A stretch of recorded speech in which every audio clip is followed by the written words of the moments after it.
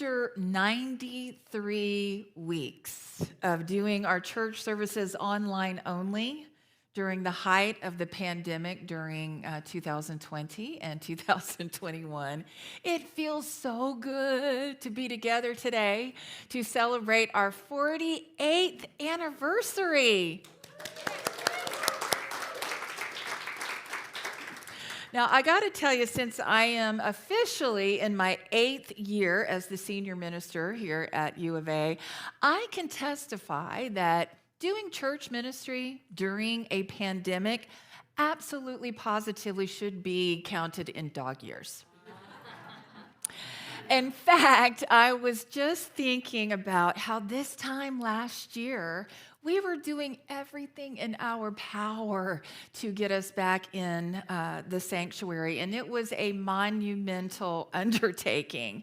And by the way, so were the first 6 months or so, or today, to be back in the building. There's a lot that goes on behind the scenes, right? And I just, some weeks it's like 1 step forward and 2 steps back or 3 steps back, but we persevered. We did. We overcame obstacle after obstacle. We learned new ways to do church, and just look at us. Look at us now. Look around the room. Yes. We've come a long way, baby. And we've been able to do this together in an unprecedented time during our nation's history and also in Unity of Arlington's history. We really have so much for which to be grateful. Truly, we do. Now, this amazing spiritual community has continued to evolve since August 8th of 1974, when it all started as a small book study, or as Glenda would say, it was a small group ministry, right? And we're going to talk more about that in a few minutes, but what I want to say is that it takes a village. It really does take a village. And it takes a village of volunteers and committed leaders to do this. So for all of you who continue to pray for Unity of Arlington and continue to share your time, your talents, your treasure, and continue to just love this church, from the bottom of my heart, thank you. We truly are so blessed. Yes, my honor and my great joy, right? So let's just say that together. We are so blessed. One more time. We are so blessed. We are so blessed. Now, you've probably heard me say over the years, you don't go to church, you are the church, right? In other words, you don't just go to Unity of Arlington, whether it's online or here in person. You are the church. You are the beloved community. Let's say that. I am the beloved community. I am the beloved community. Now, all of this talk about history making, has got me thinking about what it really takes to get things done in a church. For instance, how many church members does it take to change a light bulb? Well, if you're charismatic, the answer is 1. Hands are already in the air. If you're Pentecostal, the answer is 10. 1 to change the bulb, and then 9 to pray away the spirit of darkness. If you're Baptist, the answer is at least 15. 1 to change the bulb, 4 committees to approve the change, and then 10 to bring the casserole dishes. If you're Mormon, the answer is 5. 1 man to change the bulb, and then 4 sister wives to tell him how to do it. If you're Episcopalian, the answer is 3. 1 to call the electrician, 1 to mix the drinks, and 1 to talk about how the old one was so much better. If you're Amish, the answer is, what light bulb? What? And finally, maybe the best for last, this answer was prepared collectively by New Thought ministers.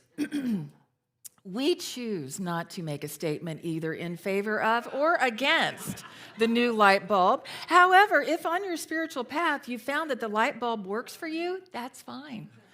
And we invite you to meditate and journal about your personal experience with your light bulb and share it next month at our annual light bulb service, in which we will explore a number of light bulb traditions, including incandescent, fluorescent, three-way, long life, halogen, LED, and tinted, all of which we believe are equal paths to your luminescence.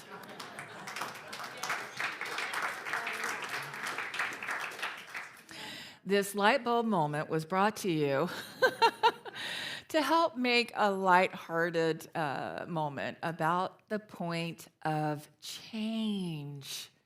We've been through so much. We are continuing to go through, and it's going to go on for a while. And so sometimes, it may just look like church business is easy, but not always so simple. So fortunately for us, we have two very, very special guests with us today who know a little something about how to start a church, this one, and how many people it actually takes to run a church, this one, especially when you start with no minister, no money, and no place to meet. So I am honored, and we are super blessed to have Keith and Marie Lonigan with us today. So we're going to just rearrange a few things, and then we're going to have a wonderful conversation.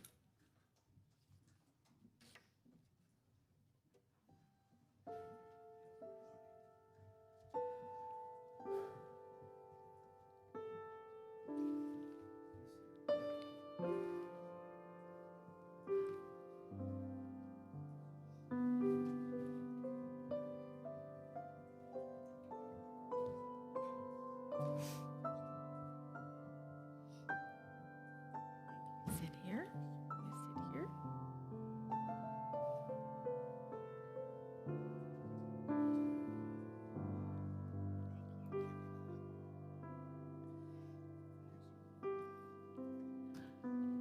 Welcome back. What is this? Thank you. Welcome back, welcome back, welcome back. I'm going to scoot back a little bit here. Okay, so what a treat and a joy to get to have another conversation with the both of you. I want to start with Marie. I know that one of your favorite quotes is from Victor Hugo. Nothing is more powerful than an idea Whose time has come. Whew. So would you please share with us, why is that so meaningful to you? Well, it is because there were so many times it would have been so easy simply to close the door and forget about it. But we could not do that because the time was right. And there were always somebody stepped forward when we thought there was no other way around. And one of those that stepped forward was Reverend Anne. Oh, thank you, Marie. Thank you. Keith, what are your thoughts on that?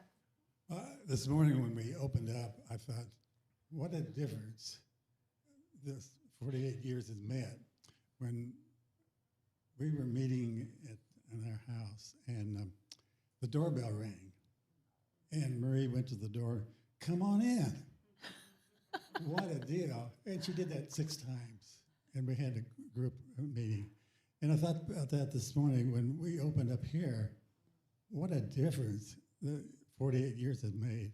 You know. Oh, yes. I was reading in some of the history that you shared with me that when Dr. Curtis asked if you would start a book study, he called it a rap session. So. We called a rap session for about 2 months, I guess, and then we got into a study group at the Galleria. We couldn't see any more people in our room at all. And then we got 24 chairs from the Unity Church in Dallas because we couldn't afford them. We didn't have a bank account. We didn't have anything, And we would push all the artwork outside, put up the chairs, and then have a session, And of course, after that, then we became incorporated. But that was great. Yeah, there were how many locations? Like, Oh, we had 9 locations before we got here. I have a list. That was familiar. So it started on Lavender Lane. Don't you love that? They live on Lavender Lane. I love that. Joe Grandy's Art Gallery, Ramada Inn Motel, Carpet Warehouse, and then that burned down, right? Yes. Yes, you just signed an agreement with them, and then that burned down. Then Covenant Methodist Church, Epworth Methodist Church, Presbyterian Church, Key Elementary School, St. Bartholomew's Episcopal, and Church of Christ. Right. All of that before here. That's a lot of setup and breakdown. Yeah, back then we would carry our literature in, and books in, and everything every Sunday morning. And it was a chore. I remember, and I know what you're going through. Yeah. Thank you, Keith. And David too. Yeah. Oh, yeah. Spouse of the, yeah. So now in those early days, you actually played piano, Yes. right, Marie? Yes. Did y'all know that when the church started here, Marie was the piano player? Yes. So what was Arlington like back in 1974? There was no street out here at all. 174. Well, I don't know. It was a 74. dead end, right? Smaller than it is now. And yet, any place that we looked at that we wanted to meet, there was a reason why we couldn't go there. And one of the interesting things that happened when we met at the Methodist church, and we called it the chicken coop because it had been a chicken coop building at one time. And one of the members volunteered to make a bookshelf to keep our books. So we did that, put the books up there. The following Sunday, there was a note that said, "Please turn your bookshelf to the wall before you leave." That was the Epworth Methodist Church, and they were very kind to us. And we stayed there for several months, and they were most generous to us. So we appreciate them. Yes. So now back to that very first night, your small group. There was something else kind of historic that took place that night. What was it? Yes. President Nixon resigned that night, and the assistant minister that was to come out called off the meeting. But we opened our house anyway, and a few people showed up. And it wasn't long that more showed up, and they all wanted the same thing. They didn't want a study group. They wanted a church. Oh, my goodness. God had other plans. Yes. Yes, indeed. Remember when we used to have the kids used to have bean bags? Well, Yes. some of our guests had to sit on the bean bags. We didn't have enough chairs. Well, it was a rap session, right? Yeah. Now, why Bowen Road? What? I know that there was a lot of search and a lot of looking. Why did you settle here? Well, that's a good question. I don't know. This property came available through some members of the church, and I really didn't know all the details of it out there. But we were meeting at the King Elementary School at the time, and I don't know. And then there was one of the members I know you speak of, Van Corzon. Yes. Who, no matter what obstacle came up, no matter what kind of challenge, he would say, That's no problem. He was quite a character. Very, And especially every time finances came up, and of course we didn't have any, he'd always say, "That's no problem." so if you think about that, I like that. What kind of consciousness is that? That's no problem. What are your thoughts on that? That's a wonderful consciousness. That's a consciousness that sees no problem. Amen. Amen. Let's just all say that together. That's no problem. That's no problem. Oh my gosh. And it just opens the doors. I'd like for us to use that when we think about what we have to do with this building. I have to remind you that the man that built this building built it offline, and when they moved it on here, he said, "Now I can only guarantee it for 20 years." That's been 40 years ago. Yes.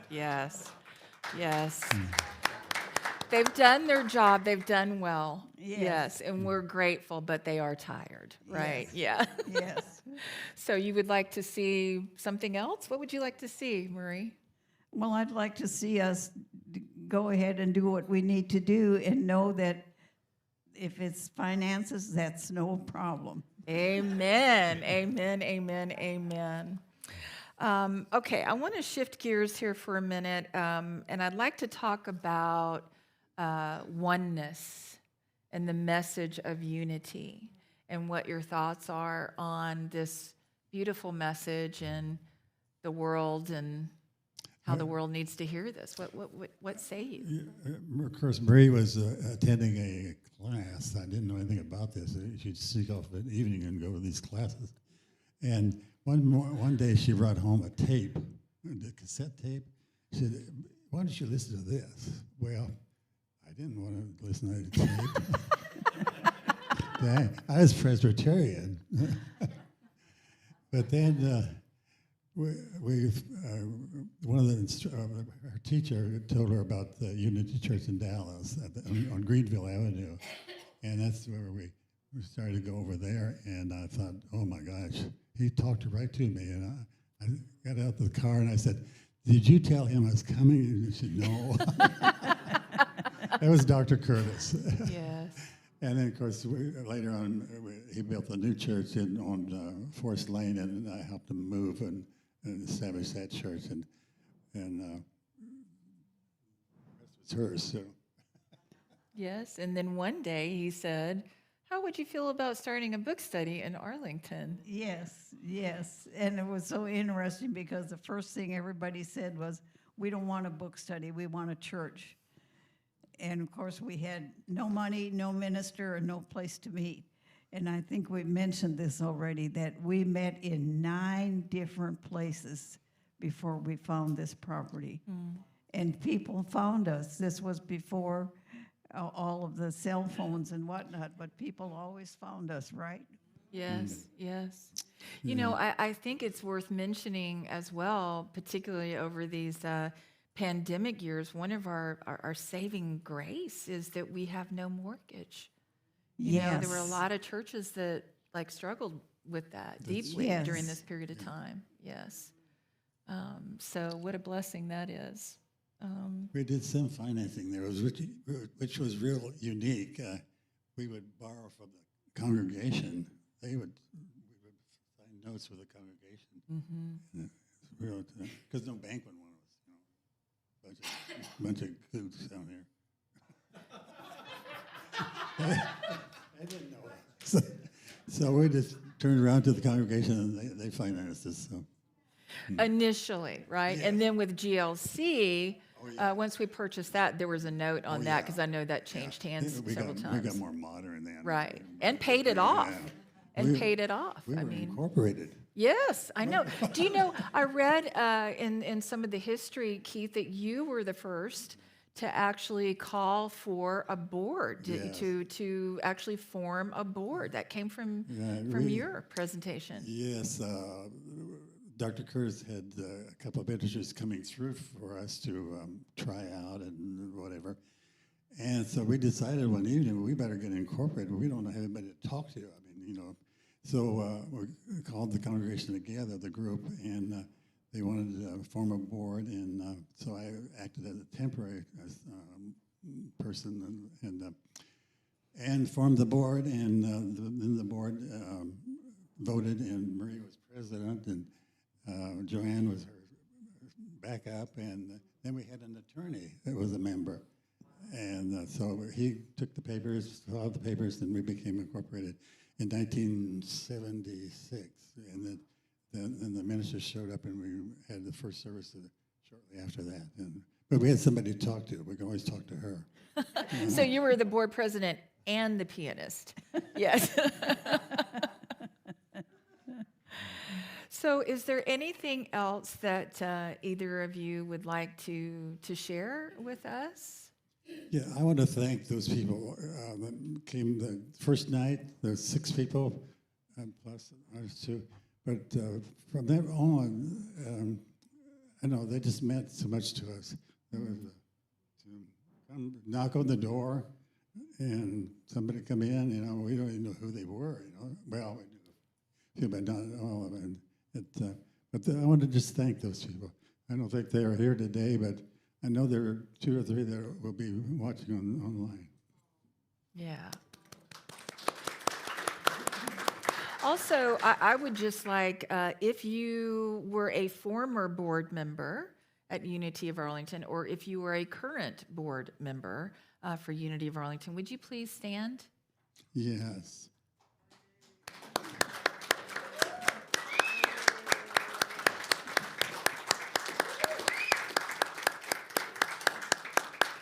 That's Thank you, it thank takes a you. village part, right? Yeah. Yes, committed volunteers and leaders. Thank you so much. And the reason I stayed with all of this, through all of this, was the message is so important. And it's even more important today than it was back then. Amen. Amen. And Amen. thank you, Reverend Anne, for staying with us. Oh, it is my pleasure and joy of a lifetime. Yes. So I have, thank you. I have one more thing I would like to share with you, David. So we are starting the first ever, drum roll, ding, Be Like Marie Lonigan Award. Oh, yes. Oh, my. This is the first ever Be Like Marie Lonigan Award. Now, be like Marie because you're such an inspiration, and it's for both of you because you were partners in this all the way, and because you are both just the world's best, Keith and Marie. Now, there will be many recipients after this year, and they will, follow in the qualities and the footsteps. But I do want you to know that this legacy idea came from Glenda Thompson. Oh, wow. And you may know that Catherine Smith, our current board president, coined the phrase, be like Marie. So I want to make sure that everybody gets their bracelet before you leave today. And I probably appreciate Catherine more than anybody else here does. Oh. She's a gem. She's a star. She's just such a blessing, Catherine. Thank you so much. Thank you. So I want to share one more thing about this. Marie, I happen to know that one of your favorite prayers is this. In the center of the all light you stand. Nothing can harm you there. Forward you go in light and love, to live, to love, to serve, to grow. That's a wonderful prayer to use at a memorial service. Yes, or anytime. Anytime. Yeah, to live, to love, to serve, to grow. serve. Yes. What struck me the first time I heard Dr. Curtis use in the center of the all light you stand, nothing can harm you there. And how many times have you been to a funeral service where they said otherwise? I've been to a few funeral services where there was a call to the altar. Yeah, that's always interesting. Yes. All right. So we love you. We bless you. We are so incredibly grateful for both of you. Without you, we would not be here. Somebody would have Yes. stepped up. Well, but it was you, Boo. It was you. And I want to say, I've told you both often that you are my personal heroes. And Thank when we you. had to do those first, online home version, and made me nauseous to my stomach, but it always gave me such great joy because you two were two of the first online. Like you didn't let technology hold you back. You found a way, and you were always present, always supportive, and always loving. And I'm grateful. And thank you for sticking through it. Yes, amen. Yes. Dog years. Okay. We're so blessed. Yes, and we've done it all together. We have done it all together. Yes. Okay, anything else? Any closing remarks? No. Amen. Amen. I'd like to Perfect. share a story about Peace Pilgrim. Oh, yes. Do you guys know who the Peace Pilgrim is? Yes. Oh, she's a legend. You can Peace Google it. Pilgrim walked for peace, and she never asked for anything, right? Well, she stayed at our house, and she told me what she wanted for supper. She told me that she wanted to have a shower, and she would put her clothes outside the door, and I was to wash them and fold them and put them outside the door again. She told us what she wanted for breakfast, and we had to take her to Dallas the next day. But she was an inspiration. Oh, yes. Yes. If you're not familiar with Peace Pilgrim, you can Google her. Yes. And what I think is interesting, she walked I don't know how many miles. Oh, my gosh. And she made her transition when she was riding with a young woman, and they were in an accident, and they were both killed. A life well lived, though. Yes. Yeah. Okay. Anything else? No? Amen? You can have this back. Amen. Okay. All right. Mwah.